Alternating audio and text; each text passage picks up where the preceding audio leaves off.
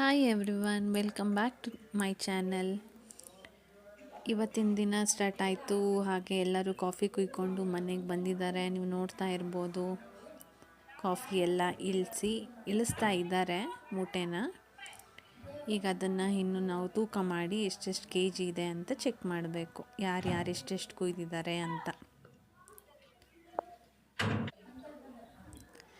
ಇಲ್ಲೊಂದು ಕಡೆ ತೂಕ ಮಾಡಿ ಅದನ್ನು ಸುರಿದು ಪುನಃ ಅದರಲ್ಲಿ ಏನು ಕಾಯಿ ಇದೆ, ಎಲೆ ಇದೆ, ಅದನ್ನೆಲ್ಲ ತೆಗೆದು ಪುನಃ ಮೂಟೆಗೆ ತುಂಬಿಸ್ತಾರೆ. ಈ ಕಡೆ ಸ್ಕೇಲಲ್ಲಿ ಎಲ್ಲನೂ ತೂಕ ಮಾಡಿ ತಗೊಂಡು ಹೋಗಿ ಅಲ್ಲಿಗೆ ಹಾಕ್ತಿದ್ದಾರೆ.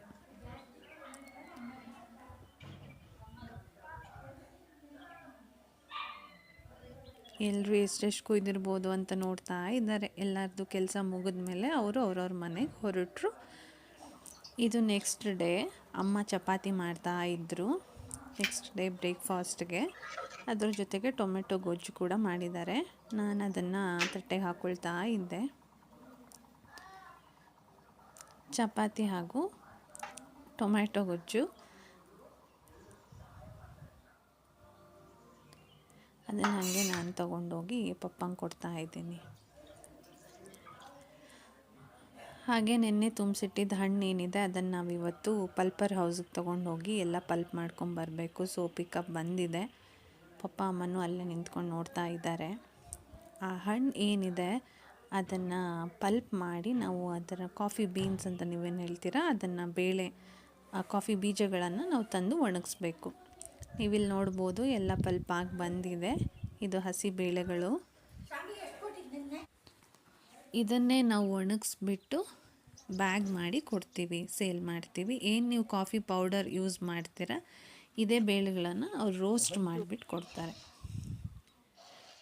ನೋಡಿ ಎಲ್ಲನ ಹರಿವಾಕಿದ್ದಾರೆ. ಇದೆಲ್ಲ ಒಣಗಬೇಕಿನ್ನು.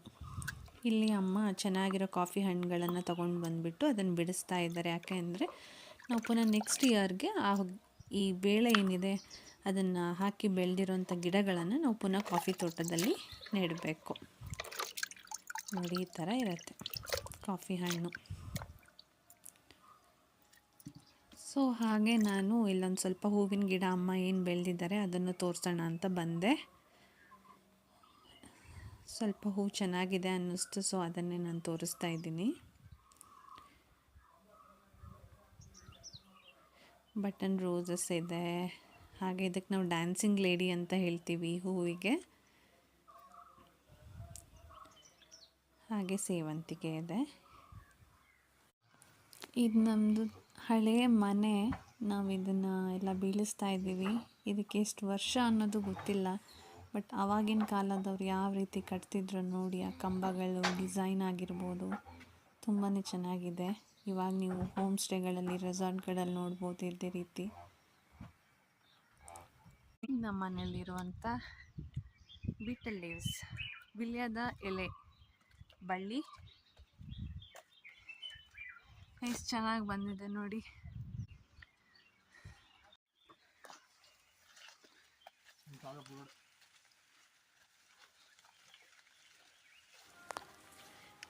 ಇಲ್ಲಿಗೆ ನನ್ನ ಇವತ್ತಿನ ವಿಡಿಯೋನ ಮುಗಿಸ್ತಾ ಇದ್ದೀನಿ.